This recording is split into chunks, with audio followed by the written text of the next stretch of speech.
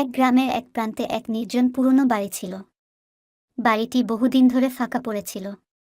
গ্রামের মানুষের মধ্যে গুঞ্জন ছিল যে ওই বাড়িতে রাতের বেলা অদ্ভুত ঘটনা ঘটে।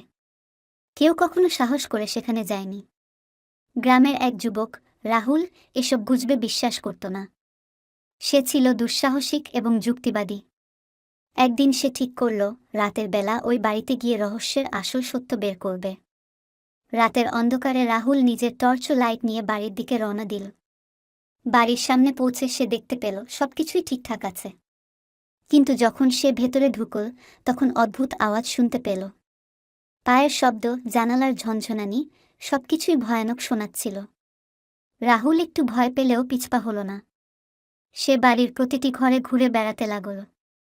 হঠাৎ এক বন্ধ দরজা খুলতে গিয়ে সে দেখল ঘরের ভেতরে একটা বুড়ো লোক বসে আছে। লোকটি রাহুলকে দেখে বলল। তুমি এত রাতে এখানে কেন এসেছো? রাহুল আতঙ্কিত হয়ে প্রশ্ন করল। আপনি কে?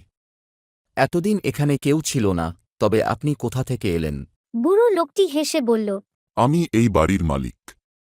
কয়েক বছর আগে গ্রামবাসীদের ভুল বোঝার কারণে আমি এখানে একা থাকি। তারা ভাবে আমি মরে গেছি, কিন্তু আমি বেঁচে আছি।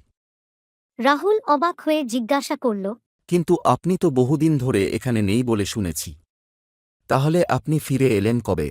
লোকটি একটু থেমে বলল। আমি কখনই এই বাড়ি ছাড়িনি। যারা ভয় পেত, তারা আমার উপস্থিতি টের পেত না। তবে এখন আমি তোমাকে সব বলবো। লোকটির মুখে হঠাৎ একটা রহস্যময় হাসি ফুটে উঠল, আর রাহুলের মনে সন্দেহ বাড়তে লাগল। সে বুঝতে পারল কিছু একটা ঠিক নেই।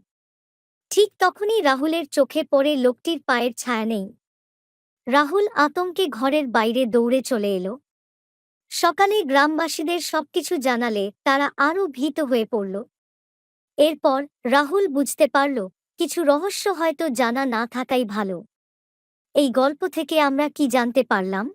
সব রহস্যের সমাধান খোঁজার চেষ্টা সবসময় আমাদের জন্য নিরাপদ নাও হতে পারে।